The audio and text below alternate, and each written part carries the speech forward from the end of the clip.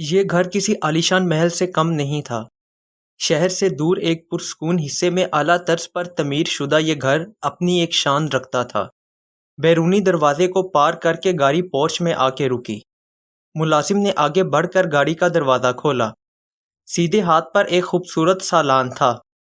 پھول پتوں کی چمک بتا رہی تھی کہ اس گھر میں رہنے والے افراد گارڈننگ کا شوق رکھتے ہیں۔ ملازم مؤدبانہ انداز میں ان کو مین دروازے سے گزارتا ہوا گھر کے اندر لایا اور آگے بڑھ کر شیشے کا خوبصورت سا سلائڈ ڈور دھکیلتا ہوا ڈرائنگ روم میں داخل ہوا۔ بڑے بڑے جہازی سائز کے سفید رنگ کے صوفے اور اس پر گولڈن رنگ کے کشن سجے ہوئے تھے۔ درمیان میں ایک شیشے کی ٹیبل تھی۔ مین وال پر مسٹر کامران کی ایک شاندار وال سائز کی تصویر لگی ہوئی تھی، جس میں وہ کافی رعبدار اور جاذب نظر شخصیت معلوم ہو رہے تھے۔ دوسری دیوار پر بہت سے نامور پینٹرز کی مشہور پینٹنگز لگی ہوئی تھیں۔ ملازم ان دونوں کو ڈرائنگ روم میں بٹھا کر اندر اطلاع دینے چلا گیا۔ تقریباً 5 منٹ بعد mister and missus Kamran drawing room میں تشریف لائے تھے۔ مسٹر کامران نے گرم جوشی سے آلیان سے مصافحہ کیا۔ ابو سے جتنا سنا تھا آپ کی شخصیت اس سے کافی بڑھ کر ہے۔ آلیان نے ستائش بھرے لہجے میں ان کی تعریف کی۔ وہ ان کی پرسنالٹی سے کافی متاثر ہوا تھا۔ مسٹر کامران خاندانی زمیندار تھے اور بہت مشہور بزنس مین بھی۔ انہیں اپنے آباء و اجداد سے بڑا لگاؤ تھا اور اپنی زمینوں اور لوگوں سے پیار بھی۔ اس لیے انہوں نے شہر کے شور شرابے سے دور شہر کے باہر اپنا گھر بنایا تھا۔ آلیان کی تعریف پر جواباً کامران صاحب نے مسکراتے ہوئے اس کے شانوں کو تھپ تھپایا۔ وہ سب خوش گپیوں میں مصروف تھے جب ملازم ڈرائنگ روم میں داخل ہوا۔ سر، کھانا ٹیبل پر سرو کر دیا ہے۔ وہ مؤدبانہ انداز میں ہاتھ باندھے کھڑا ہو گیا۔ چلیں پھر باقی کی باتیں ڈنر ٹیبل پر ہوں گی۔ یہ کہتے ہوئے مسٹر کامران اپنی جگہ سے اٹھ کھڑے ہوئے۔ باقی سب ان کی تقلید میں اپنی جگہ سے اٹھ گئے۔ ٹھیک 5 منٹ بعد سب ٹیبل پر موجود تھے۔ آلیان نے آگے بڑھ کر حورم کے لیے کرسی کھینچی جس پر وہ اپنی ساڑی کا پلو سنبھالتے ہوئے براجمان ہوئی۔ آلیان کو محبت میں اپنی بیوی کے لیے کرسی کھینچتے دیکھ کر مسز کامران نے مسٹر کامران سے گلہ کیا۔ آپ کو سیکھنا چاہیے آلیان سے۔ حورم، یو آر ویری لکی کہ تمہیں آلیان جیسا شوہر ملا ہے، ورنہ آج کل کے شوہروں کو تو بار بار احساس دلانا پڑتا ہے۔ انہوں نے آنکھوں سے مسٹر کامران کی جانب اشارہ کرتے ہوئے کہا اور اپنی ہنسی ہونٹوں کے درمیان دبا لی۔ جواباً مسٹر کامران نے فلک شگاف قہقہہ لگایا۔ دیکھا آلیان، یہ عورتیں بہت ناشکری ہوتی ہیں۔ ان کے نام اپنی پوری زندگی کر دی مگر ان کو گلہ ہے کہ میں نے ان کے لیے کبھی کرسی نہیں کھینچی۔ واہ بیگم، کیا خوب قیمت لگائی آپ نے میری محبت کی۔ وہ شانے اچکاتے ہوئے بولے۔ ہر شخص کا اپنا انداز ہوتا ہے اپنی محبت کو جتانے کا، مقصد بس محبوب کو خوش کرنا ہوتا ہے۔ آلیان نے چاولوں سے بھری پلیٹ میں چمچہ گھماتے ہوئے کہا۔ صحیح کہا آلیان تم نے، بھئی واہ، ماننا پڑے گا منصور صاحب نے بہت اچھی تربیت کی ہے اپنی اولاد کی۔ حورم اس پورے واقعے کے دوران خاموش تھی مگر چہرے پر بشاشت تھی۔ اسے بے ساختہ اپنی قسمت پر رشک ہوا۔ زندگی میں کچھ چیزیں واقعی اچھے کے لیے ہوتی ہیں۔ کھانا کافی خوشگوار ماحول میں کھایا گیا۔ حورم کم گو تھی مگر گاہے بگاہے گفتگو میں حصہ لیتی رہی۔ بزنس کے حوالے سے کم ہی بات چیت ہوئی کیونکہ مسز کامران کو کھانے کے درمیان بزنس سے متعلق کوئی بھی گفتگو پسند نہیں تھی۔ چائے کے بعد آلیان نے گھر واپس چلنے کی اجازت طلب کی۔ میرے خیال سے اب ہمیں چلنا چاہیے، کافی دیر ہو گئی ہے اور موسم بھی کافی خراب ہے، شاید بارش ہو جائے راستے میں۔ آلیان نے فکر مندی سے کلائی پر بندی گھڑی پر نظر ڈالی۔ گھڑی رات کے 9:45 بجا رہی تھی۔ وہ دونوں الوداعی کلمات ادا کر کے فوراً گھر کو روانہ ہو گئے تھے۔ ابھی تھوڑا ہی سفر طے ہوا تھا کہ جس بات کا اسے خدشہ تھا وہی ہوا۔ رات کے اس پہر بارش نے اپنا دھاوا بول دیا۔ ابھی بارش شروع ہوئی ہی تھی کہ آلیان کی گاڑی کچھ فاصلے پر جا کر ہچکولے کھاتی ہوئی رکی اور بند ہو گئی۔ کافی بار اگنیشن میں چابی گھمانے کے باوجود گاڑی سٹارٹ نہیں ہوئی۔ اف، کیا مصیبت ہے، اس گاڑی کو بھی ابھی بند ہونا تھا اور اوپر سے یہ بارش۔ آلیان نے جھنجھلاتے ہوئے اسٹیئرنگ پر ہاتھ مارا اور جیب سے فون نکال کر نمبر ڈائل کرنے لگا، مگر یہ کیا، بارش کی وجہ سے سگنلز بھی ڈراپ ہو گئے تھے۔ اب رات کے اس پہر خراب موسم میں وہ مکینک کدھر سے ڈھونڈ کر لاتا۔ کچھ منٹ خاموشی کی نظر ہو گئے۔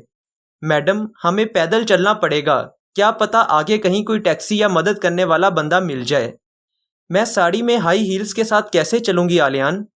حورم نے معصوم شکل بناتے ہوئے آلیان کی جانب دیکھا۔ میڈم، اب میں آپ کو اس سنسان سڑک پر تنہا چھوڑ کر مکینک ڈھونڈنے تو نہیں جا سکتا، اسی لیے مجبوراً آپ کو بھی میرے ساتھ تھوڑی مشقت کرنی پڑے گی، آلیان نے کندھے اچکاتے ہوئے کہا۔ مجبوراً اسے آلیان کے ساتھ جانا پڑا۔ وہ صحیح کہہ رہا تھا۔ اس وقت اس سنسان سڑک پر اس طرح تنہا گاڑی میں بیٹھنا مناسب نہیں تھا۔ بارش بتدریج تیز ہو رہی تھی۔ حورم نے اپنی ساڑی کے پلو کو اچھی طرح سے اپنے گرد لپیٹ لیا تھا اور لمبے ڈگ بھرتے ہوئے وہ آلیان کے ہمراہ چلنے لگی۔ اندھیرے کی وجہ سے اسے زمین پر پڑا پتھر نظر نہیں آیا اور اس کا پاؤں اس سے جا ٹکرایا۔ ہائی ہیلز پہننے کی وجہ سے اس کا توازن بگڑا اور وہ گرنے لگی ہی تھی کہ آلیان نے اسے سہارا دے کر گرنے سے بچا لیا۔ آرام سے حورم، تمہیں لگی تو نہیں پیر پر؟ اس نے فکر مندی سے اس کے پیروں کی جانب دیکھا۔ اس کا انگوٹھا پتھر سے ٹکرانے کی وجہ سے درد کر رہا تھا اور ناخن ٹوٹ جانے کی وجہ سے ہلکی ہلکی بلیڈنگ شروع ہو گئی تھی، جس کی وجہ سے حورم کو چلنے میں تکلیف ہو رہی تھی۔ مجھ سے چلا نہیں جا رہا آلیان، وہ درمیان میں رک گئی۔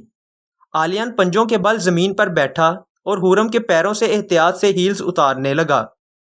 حورم لمحے بھر کے لیے اس کے اس عمل پر کنفیوز ہوئی۔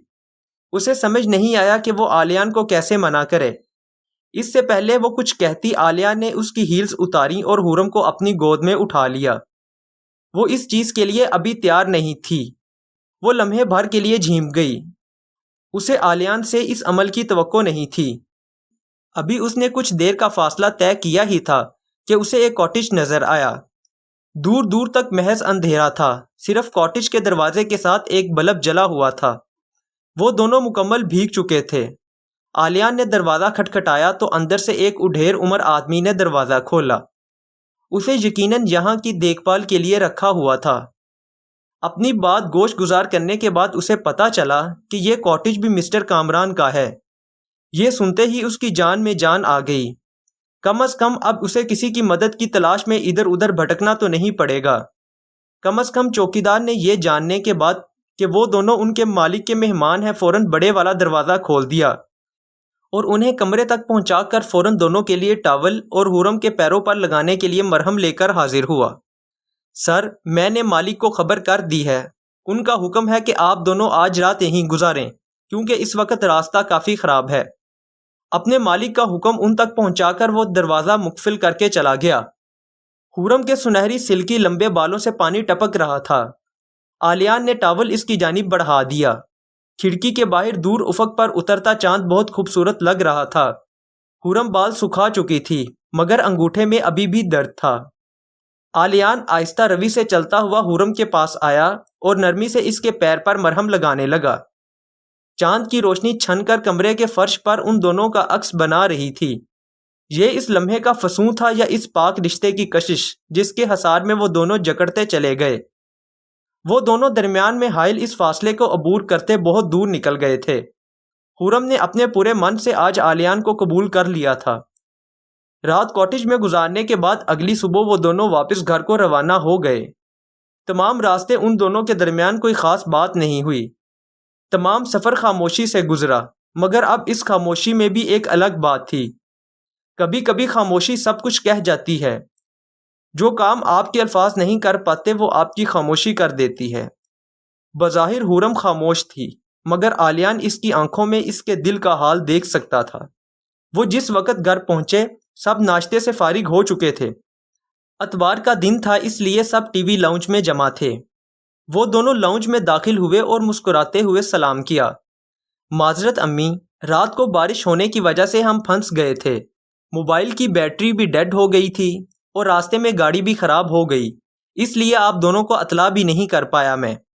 اس نے بنا کسی تمہید باندھے پچھلی رات کا قصہ گوش گزار کیا۔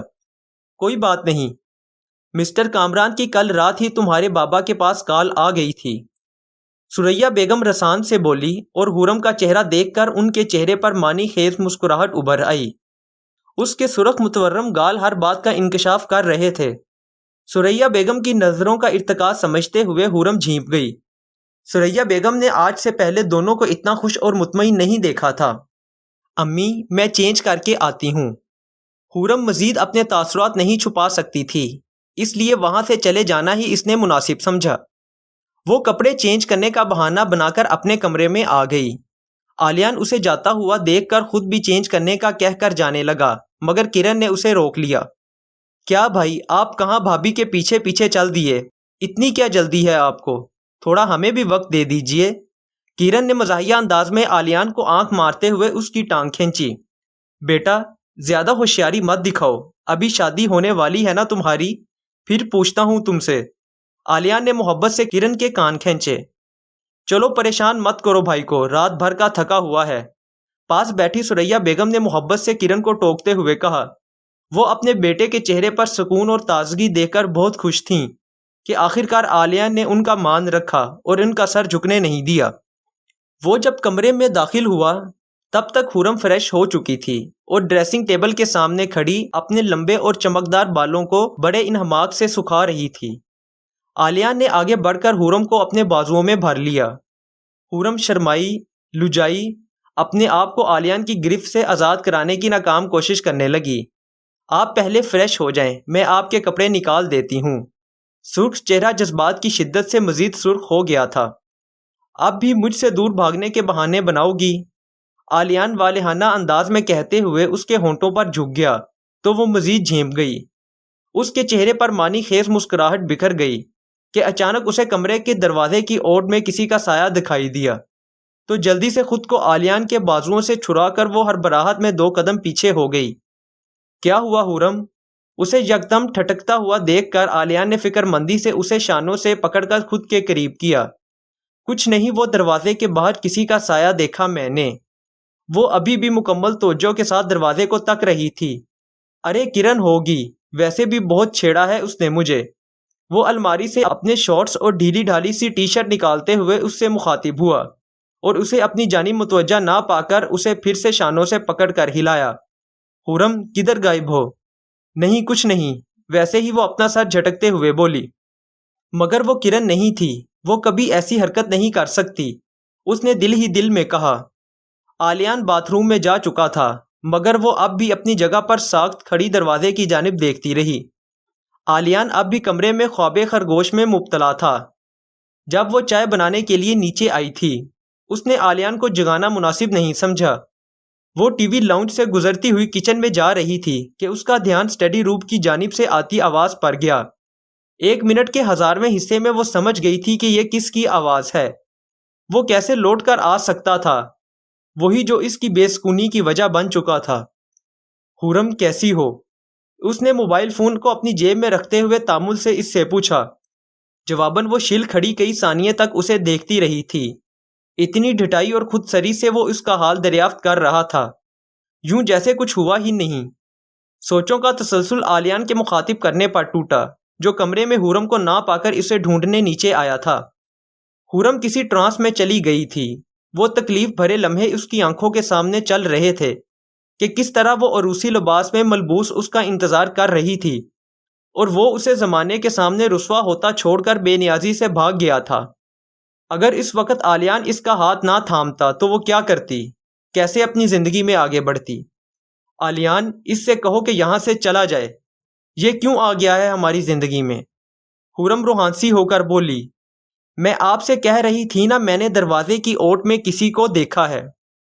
آلیان نے بنا تردد کے اشر کی جانب ناگواری سے دیکھا۔ جواباً اشر نے نظروں کا زاویہ سیڑھیوں پر کھڑی سریا بیگم کی جانب موڑ لیا۔ کیا ہو رہا ہے یہاں آلیان؟ خورم، میری جان رو کیوں رہی ہے؟ وہ سارے معاملات پہلے ہی سمجھ چکی تھیں اور اسی بات کا ڈر بھی تھا کہ جب ان دونوں کو اس کی آمد کی خبر ہوگی تو ان کا رد عمل نہ جانے کیسا ہوگا۔ آلیان، تم خورم کو کمرے میں چھوڑ کر میرے کمرے میں آؤ، اور اشر تم بھی، مجھے دونوں سے کچھ ضروری بات کرنی ہے، وہ تحکمانہ انداز میں کہتے ہوئے ڈرائنگ روم کی جانب بڑھ گئیں۔ جو بھی ہوا وہ اب ماضی کا حصہ ہے اشر، بہتر ہے کہ اس گھر کے سکون میں تم مزید کوئی خلل نہیں ڈالو گے۔ تمہاری وجہ سے ہم پہلے ہی کافی کچھ بھگت چکے ہیں۔ اگر آلیان نہیں ہوتا تو شاید ہم خود سے نظریں ملانے کے قابل بھی نہیں رہتے۔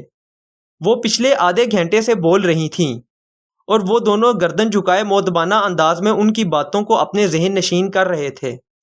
خورم اور آلیان اپنی اپنی زندگیوں میں بہت آگے بڑھ چکے ہیں۔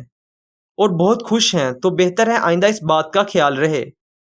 اشر نے لمحے بھر کو نظریں اٹھا کر ماں کو دیکھا اور پھر عالیان کو موقع کی نزاکت کی وجہ سے وہ کچھ کہہ نہیں سکا، محض ہاتھ مسلتا رہ گیا۔